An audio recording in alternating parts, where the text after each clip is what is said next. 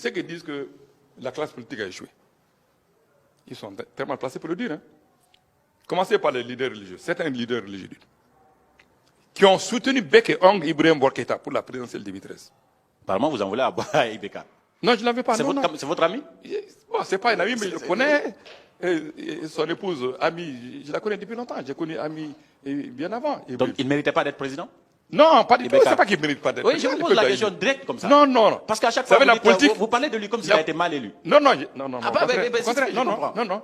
Mais vous avez même 2018 là. Oui. Jean n'était pas candidat.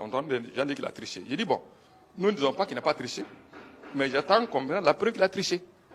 D'accord. On n'a pas pu prendre. La dernière question, il y en a qui disent non, aujourd'hui... c'est très important. Je voulais juste que vous me permettiez de poser cette question. C'est les leaders religieux, en 2013, qu'est-ce qu'ils ont dit? Votez tous pour Ibrahim. Et les Maliens ont commis l'erreur de dire, nous attendons seulement que les leaders religieux nous disent pour qui voter. Grosse erreur. Si c'est les leaders religieux pour lesquels les religieux sont autant influents ici que cela. Mais à cause beaucoup parce qu'on a l'impression que le vote des citoyens, peut-être ça ne sert plus à rien parce que les leaders religieux sont capables de dire, par exemple, mettez Dr Sako là-bas comme Premier ministre. Ils sont très mal placés pour moi. Les leaders religieux sont très mal placés pour guider le choix des électeurs en matière. Mais il l'influence quand même. Il influence de fait. Et cela doit changer. Pour le plus grand malade du Mali. Et cela doit changer. Je vais vous le dire. Attendez, c'est très important. Oui. 2013, ils ont dit votez tout pour Ibeka, comme vous le dites. C'est lui seul qui peut dire la vérité aux Français, aux Blancs du management.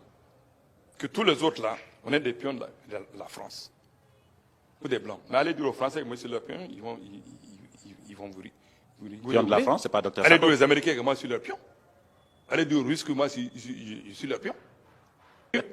Aux leaders religieux. D'accord. Non, c'est important. D'accord. Ils ont dit votez pour Ibrahim Boubacar. D'accord. Ce qui explique donc le score dérisoire que nous avons fait. Je ne suis pas étonné. Mais les mêmes là, en 2018, qu'est-ce qu'ils ont dit? Pour la présidence. Ah non, non, il ne faut pas voter pour Ibrahim, il ne vaut rien. J'ai dit, ça c'est intéressant. Et qu'est-ce qu'on nous dit maintenant que vous n'êtes pas trompé encore en 2018? 2013, vous avez dit, c'est le meilleur. Pas seulement le meilleur, le seul bon. Tous les autres, ils sont mauvais. Et maintenant, en 2018, non, il ne vaut rien. Il dit, vous aussi, vous ne valez rien. C'est sûr. Votre jugement en matière politique. Moi, j'ai dit aux gens, je le répète, les leaders religieux, aussi bien côté islam que côté chrétien, catholique ou protestant, j'ai le plus grand respect pour eux sur le plan de la religion. Mais quand ils se mettent de politique, ils se trompent de rôle et ils n'ont qu'un rôle à jouer dans ce domaine-là. Et comme ça, vous allez les combattre. Parce que c'est pas parce que tu es un leader religieux chrétien ou musulman que tu es la personne la mieux placée pour résoudre le problème du Mali. Et on l'a vu. On a vu. Malheureusement. Alors, il y a une corrélation directe, messieurs, il y a une corrélation directe entre l'implication de ces faux leaders religieux de 2013, notamment la présidentielle, ont été fortement influencés par deux groupes à l'époque très très puissants politiquement. Au Mali. Oui. D'accord. Les putschistes de Sanogo. Oui. Et les intégristes, qui à l'époque contrôlaient le Haut Conseil islamique. Vous avez un nom quand vous dites les intégristes? Mais c'est des intégristes, non?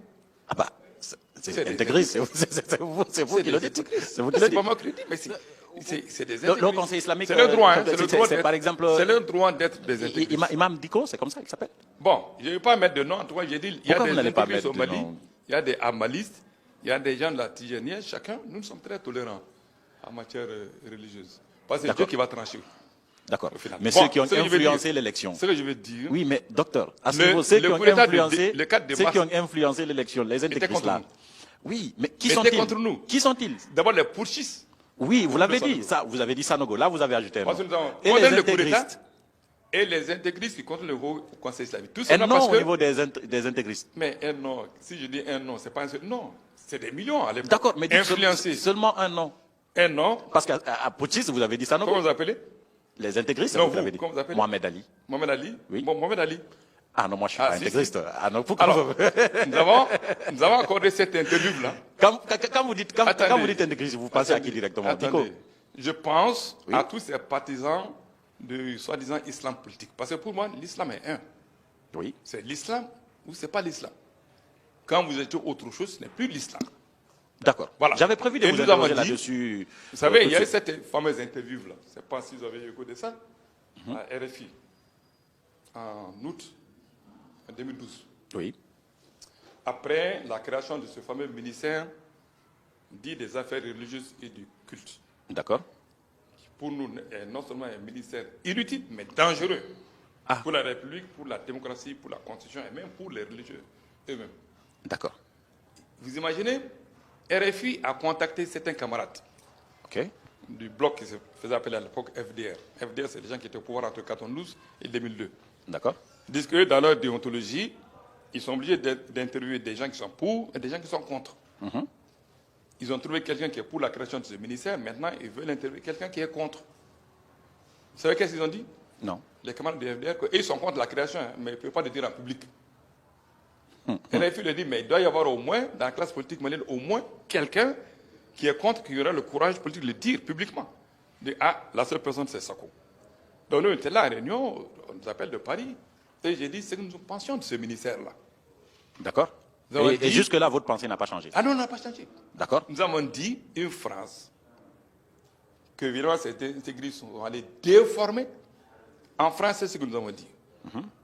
Nous avons dit qu'il fallait tenir la religion et les religieux en dehors de la politique, en dehors du champ institutionnel politique. D'accord. Donc il ne faut pas islamiser. Non, pas seulement islamiser, la religion, toutes les religions. D'accord. Parce que pour nous, les critères pour choisir un bon président, une bonne présidente, mais ce n'est pas une question de religion. Si c'est une question de religion, bon, on a dit, bon, en islam, là, qui maîtrise le Coran, les hadiths, le Soudan, mieux que quiconque? On n'a qu'à les mettre là-bas. Si c'est les chrétiens qui maîtrisent le plus la Bible ou les évangiles, on n'a qu'à les mettre là-bas. D'accord. Mais ce n'est pas une question de religion. Si c'est une question de religion au Mali, on n'aurait pas cette guerre-là. Si c'est une question de religion, on n'aurait pas ce problème de jeunes diplômés. Alors que pensez-vous? Parce qu'on a rencontré... C'est très important. Justement, c'est pourquoi je cherche des précisions. Il faut que j'insiste. C'est très important. Allez-y. Ils sont allés déformer ça pour dire, ce monsieur dit que partout où on parle des choses sérieuses du Mali, il ne faut pas que les musulmans y mettent le pied, il ne faut pas que les musulmans, comme le dit vulgairement, y mettent leur bouche. C'est faux. C'est ce qu'on a dit. Sachant que la majorité de la population malienne est musulmane. Inculte. Surtout inculte. D'accord. Il a dit ça. Voilà. Et après, aujourd'hui, Couperin a raison. Un leader religieux, chrétien ou musulman, qui se mêle de politique, ce n'est pas bon pour la religion, ce n'est pas bon pour la politique, ce n'est pas bon pour le religieux lui-même. Et on s'en rend compte. Que pensez-vous de ces associations, de ces organisations qui se regroupent autour de l'imam Dicko? Parce qu'ils existent aujourd'hui. Ils ont des activités. Écoutez, le problème, c'est qu'au Mali, il n'y a pas d'État. D'accord. La première ressource d'un État, c'est faire appliquer la Constitution, la loi et les règlements. Donc cette organisation ne devrait pas exister? Non. Pas du tout? Pas du tout. D'accord. Ça viole la Constitution, ça viole la loi sur les partis politiques. D'accord. Il se prend comme mouvement politique ou religieux. On n'aurait jamais dû les autoriser. Je ne sais pas ainsi ils ont reçu le récépissé, je ne suis pas dans le secret des dieux. Mais c'est une violation flagrante de la Constitution. Et vous ne le permettrez pas, vous? Ah non, moi, attends. Si vous étiez encore chef de gouvernement. Ils me connaissent. Ils me connaissent. Bien sûr, d'accord. Alors,